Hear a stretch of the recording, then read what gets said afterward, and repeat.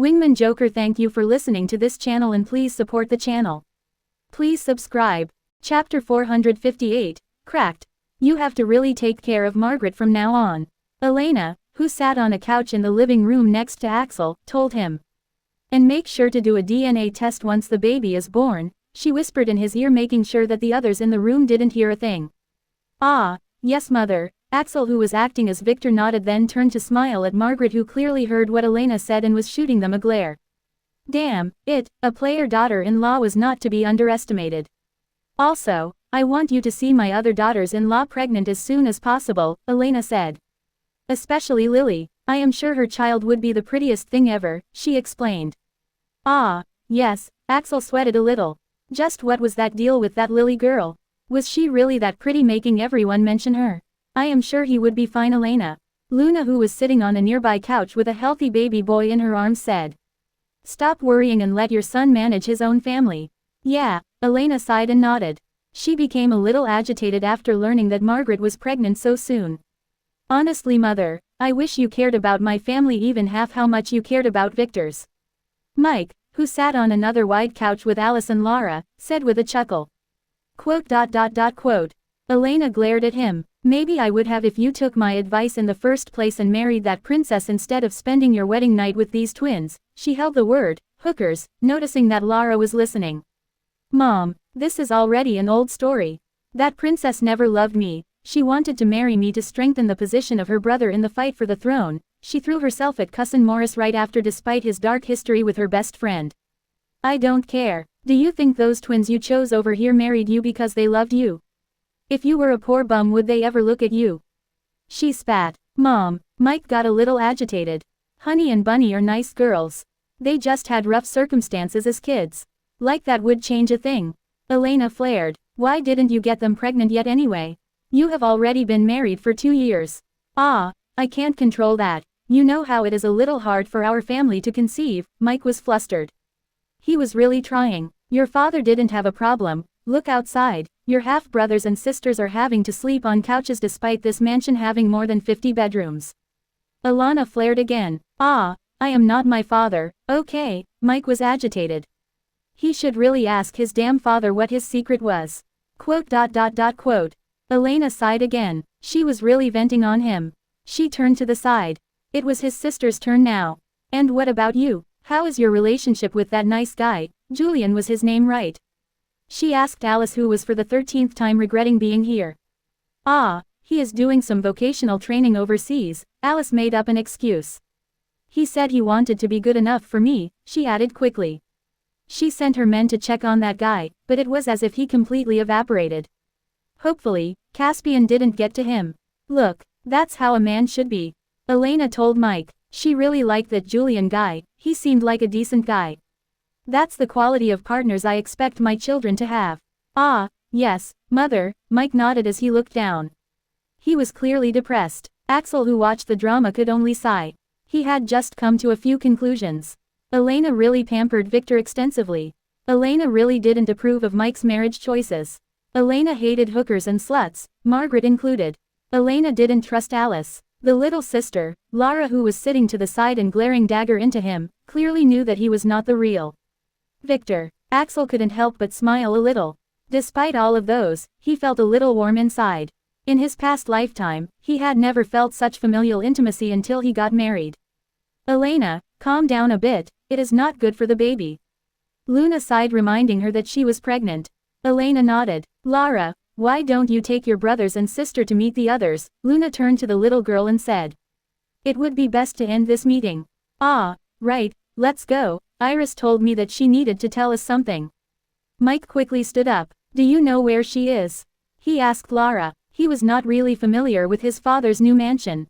In the Rosette Hall. Follow me, she said, bowing to her mother before she hurried out of the room, not forgetting to shoot a random glare at Axel as she turned her head. Finished? Aerith asked as soon as she saw Victor, who was waiting for her with a bright smile in front of the reading room. Yes, Victor nodded. I thought this world wouldn't have anything to interest me, but my eyes were really opened. That technique. Keep what you learned to yourself.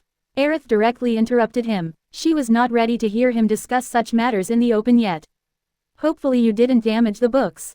I don't want you to get flogged in public. How could I damage such treasures? He exclaimed. Wait, they flogged people for damaging books.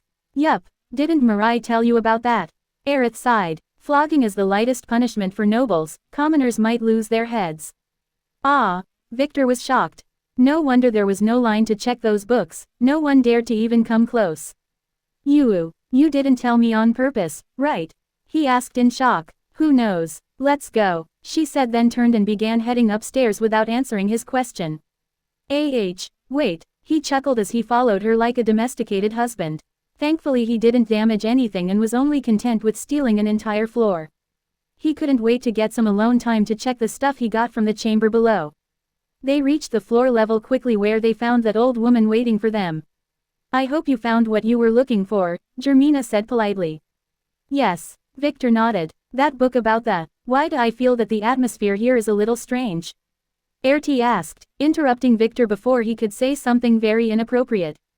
Oh, Jermina sighed. Just some stupid guy had an accident while secretly fooling around. Oh, hopefully, nothing was damaged. Aerith asked. Nah, they would have been sent to the gallows instead of the hospital if that was what happened. The old woman said. See you later. Let's go, she turned and told Victor. Okay, wait. I remembered something, he said as he began moving, then stopped and turned around. Do you have this book here?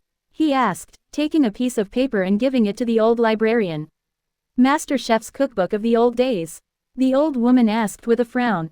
One moment, she said as she reached for a thick index book to the side and began to flip through it. Yes, we do have this one.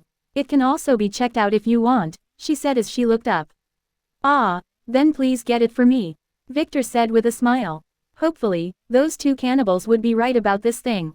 One moment please, she said as she put down the index, then turned and headed toward one of the side rooms. A cookbook, what do you need that for? Aerith asked with a frown. Well, in the contest, I heard one of the guys brag that in it there was a recipe for a certain dish that, he hesitated and lowered his voice. It would make a man last 3 days straight. He whispered. I wanted to try it. She glared at him. Come on, I need to eat well if I have to keep up with you, he added. I learned some new things that we should try together. She just kept glaring. Well, you will see. Aerith, WHO would have thought that we would meet here.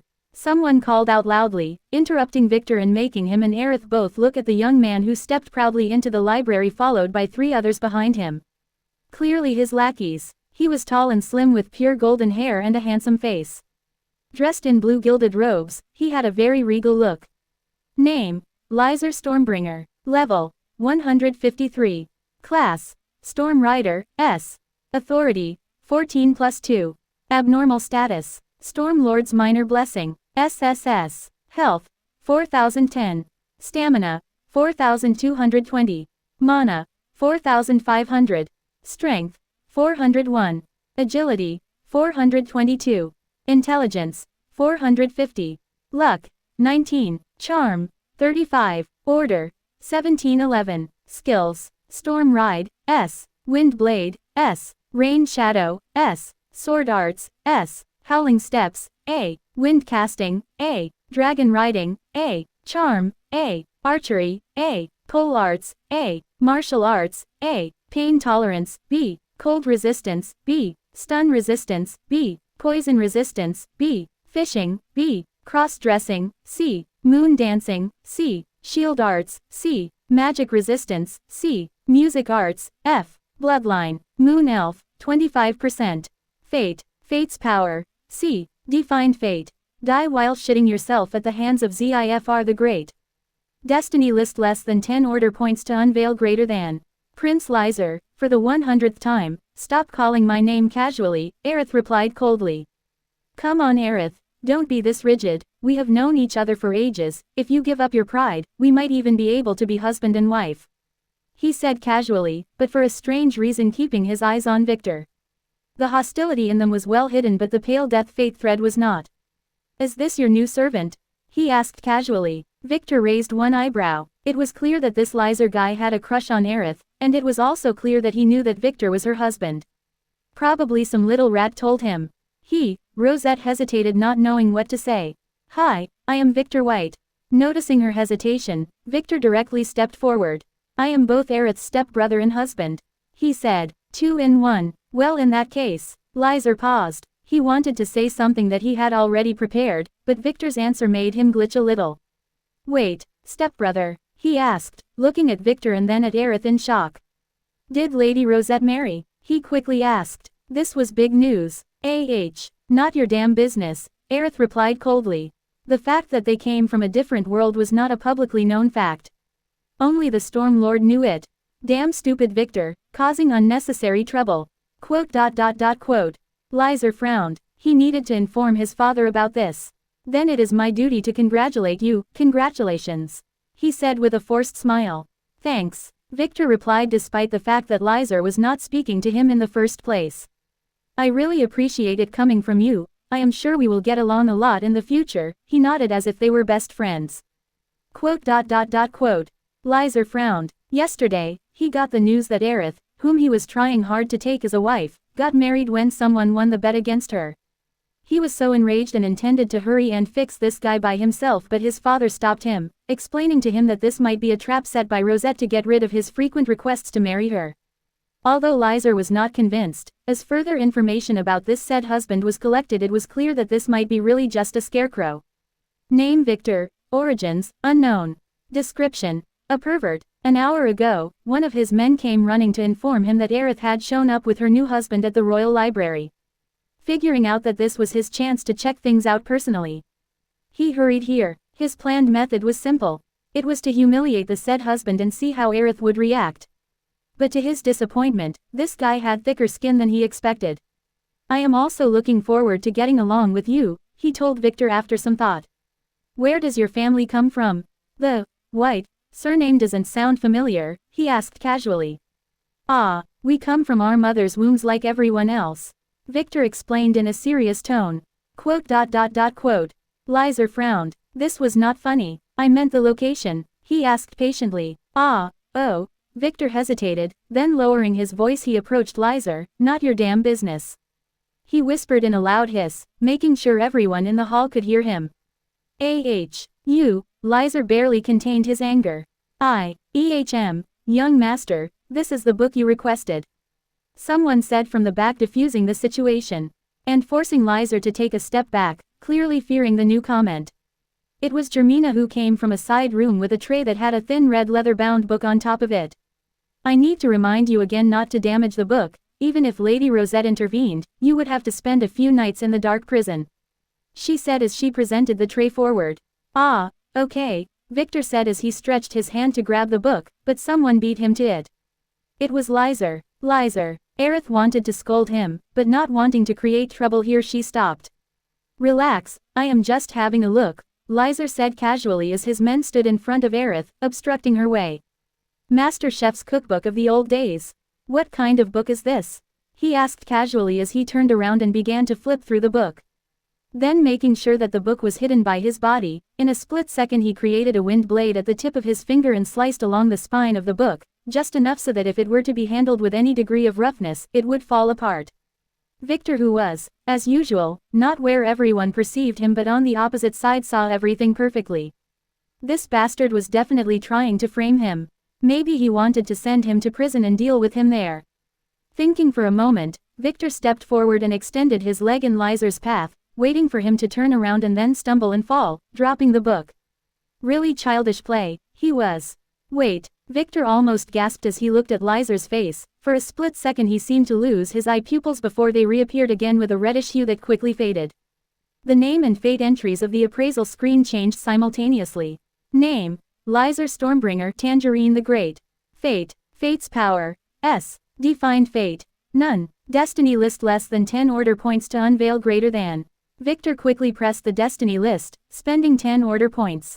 Destiny list: greater than less than self set greater than, eat this world less than a greater than less than self set greater than, eat what's beyond this world less than a greater than less than self set greater than, eat what's beyond this world less than a greater than. Victor opened his mouth wide. This bastard had definitely turned into a demon. He had seen this before with Poe. Damn, that demonic book had a demon inside of it. It was a trap all along.